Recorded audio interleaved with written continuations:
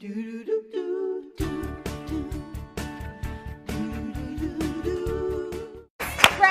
it comes to brownies, are you a cakey or a fudgy fan? It doesn't matter. They're brownies. Oh, okay. Well, if you want perfection in your brownies, Dan Kohler is here to show us how to do it. That's right. But Dan, it's not just the baking. Yeah, woo, woo, woo! Yes. You're too kind. You're too There's kind. some science in your pan. Truth be told, look, Kevin said this earlier.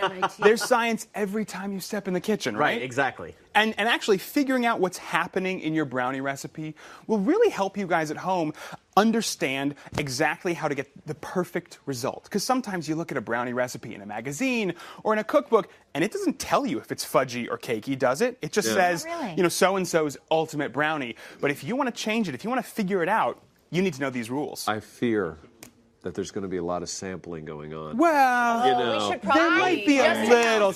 I mean, across the board, do you guys have a preference off the bat, Paige? Oh, yeah, gooey. Okay. Gooier. Orly? Gooey. Yeah, fudgy. Fudgy. Cakey. Fudgy. Come on. Oh, so it's all fudgies and a cakey. You are standing alone here. It's like a musical.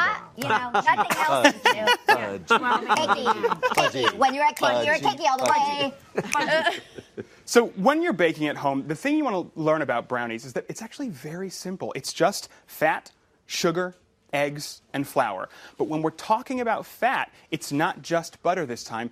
Chocolate is also a fat. So when we're looking at the difference between a cakey brownie and a fudgy brownie, the thing you want to remember is that a cakey brownie is going to have less fat in total.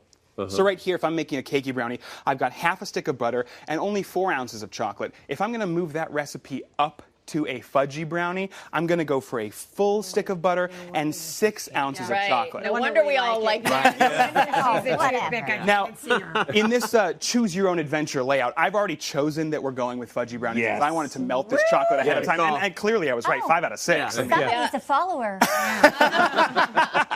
Someone's a planner. Okay.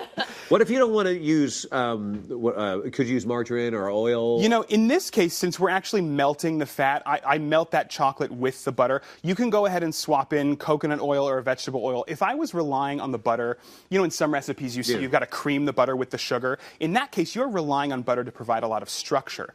And in that case, it's actually difficult to make a swap. Am I fooling myself that it's healthier if I do the coconut oil? You might be fooling yourself. Okay. Yeah, I mean, fat is fat. But I don't think we are here to vilify fats. Okay. I think you should eat good food. That's right. Yes, There we go. I like this guy. Recently, I didn't have vegetable oil, and I was doing cupcakes, and I did butter.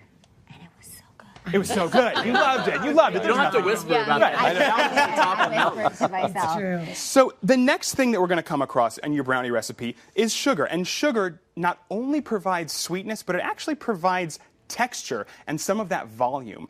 Most recipes you're going to see give you straight up white sugar.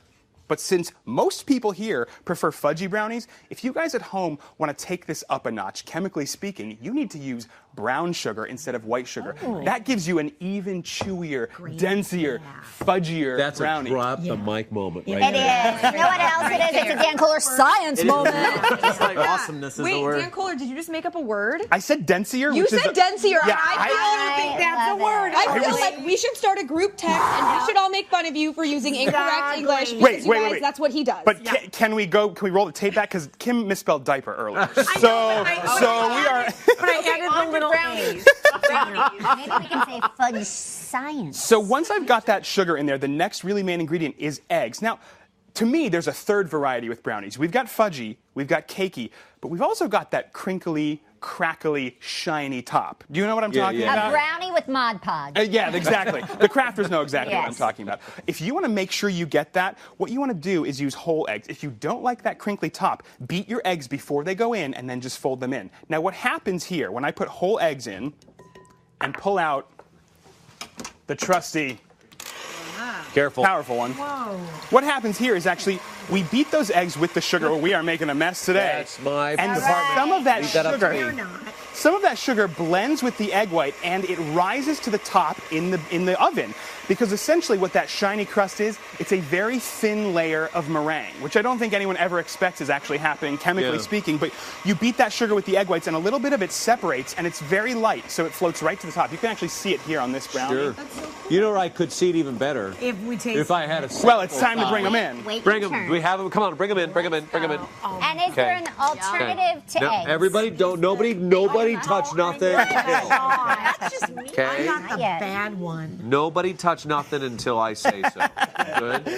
You know, if you want to use an alternative to eggs, you've got to remember that eggs tackle a lot of things. It's volume, it's adhesion, so it's holding things together, and it's also it's body and lift. So you can use substitutes, but they're not going to get all three of those things. Yeah. Okay. And then last. Last but not least, it's flour. If we're going to stick with this really fudgy brownie, I'm going to use less flour. This is only half a cup.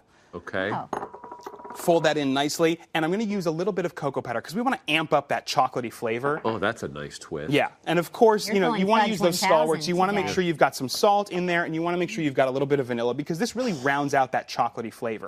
If, however, you're going for a cakey brownie, you're going to bump up that flour. It's going to be 1.5 cups instead of half, and we're going to use some baking powder because baking powder releases carbon dioxide in the oven, and that makes a very light brownie. Put it down, Paige. Put it down. Put it Nothing's down. sexier than a science. It's too late. I'm and sorry. Are we a never scientist gonna chef. So, Can you use gluten-free flour? good question. Can You know, we use gluten-free? because to me, brownie's actually the least important ingredient is the flour. So actually, if you've got a good gluten-free blend that you like at home, feel free to swap it in because here it's all about the chocolate, the eggs, and the sugar.